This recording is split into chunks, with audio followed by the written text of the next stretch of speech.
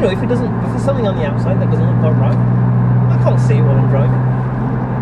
That's probably not the right way to think about it, but you know, a lot of people will go and buy a car and they'll say, well, but it looks a bit tatty, it's this, it's that, you know, the interior's not immaculate, but then I'd be, maybe you can carry on complaining about those things, but I'm driving a 911. It's awesome.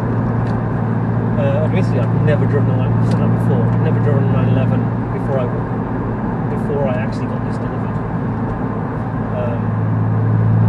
So I was petrified. I was probably more petrified before the MOT actually. So I did think the dream might be over. But I need to do something next, a bit different. Do you know what would be great? If someone like, because it's not like I have a great big following on YouTube. It's a very niche thing to do, and I only did it because I thought, firstly I was bullied into it, and secondly because I think people are genuinely interested, and people have messaged me have been brilliant. And the two sort of blog things that I've set up, threads on the forums, the feedback's been absolutely brilliant. The help has been fantastic, the suggestions, because all of those people speak from years and years and years of 996 and Porsche general ownership.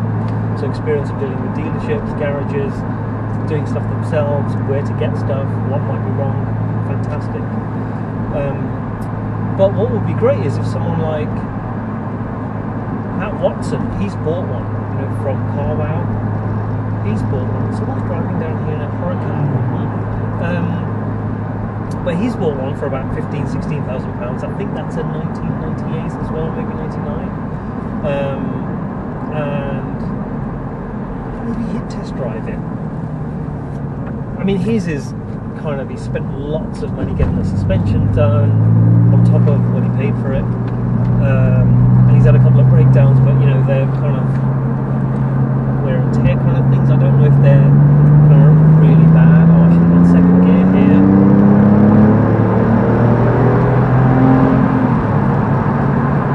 Sorry.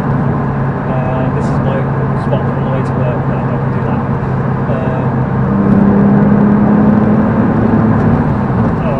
Brilliant.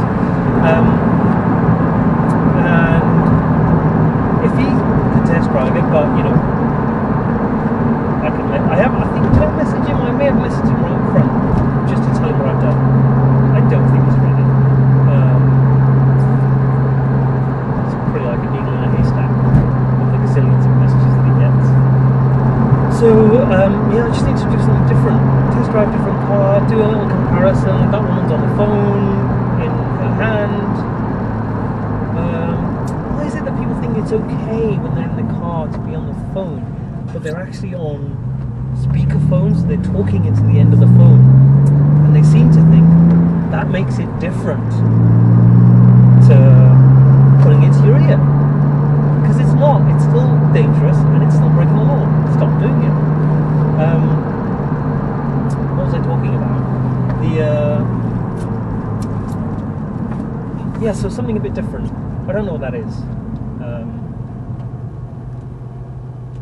So what do you think if I don't get any of those things fixed? Because I can just drive as it is. I should really get it serviced.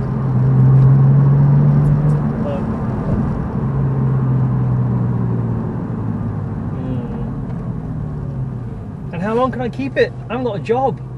Well, I've got a job, but I won't have a job soon. Any idea is greatly appreciated. So I am stood behind a big fat lorry. That's what I am. So I'm not sure what the next step should be, but I will have something worked out in maybe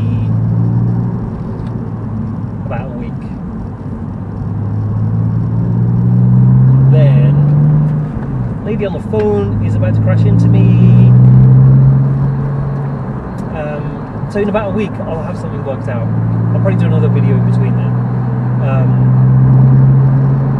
but it's been, the car's a bit of a mess as well, as in, you know, I'm dragging loads of leaves in. My daughter drags loads of leaves in. She eats in the car. And surely life's too short for doing that kind of stuff.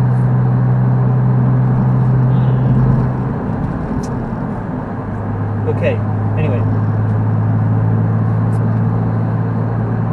I haven't really done anything else, but I'm just super excited about the MOT. 2 advisories. That's amazing! So yeah, new pipes, brake pipes at the front.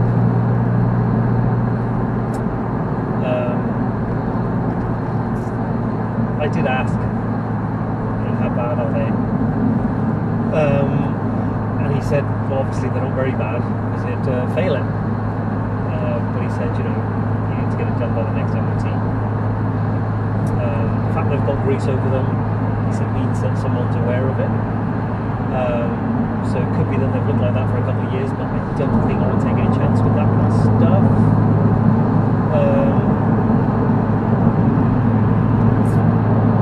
I guess I could do the next video when I hit 150,000 miles. I already meant to go to the Birmingham NEC Classic Car Show, but I didn't. So yeah, I haven't checked in the last couple of weeks if the price of 996s has dropped any further, because when I did look a couple of weeks ago, they weren't really any under £8,000. There's some that you can probably haggle down to maybe 8.5. But I still think there's bargains out there. I still think you can get a 996 for around the price that I paid. I mean, I accept that I was incredibly lucky. It could have been awful. I didn't test drive it. It had the air conditioning didn't work, which is now fixed, mostly, and there's cosmetic stuff that needs doing. But once you get over that, you go, what's it going to take for me to be driving a 911? And when it's clean, does it look presentable? Because a lot of people go into that, it has to look presentable, which I accept, because, you know, if you had a ding in the side, would I be bothered? Probably not. So yeah, have a think. What to do next? Maybe the Porsche Boxster S going past with a private plate of G. Well, I'll read that out actually. I don't know what it says.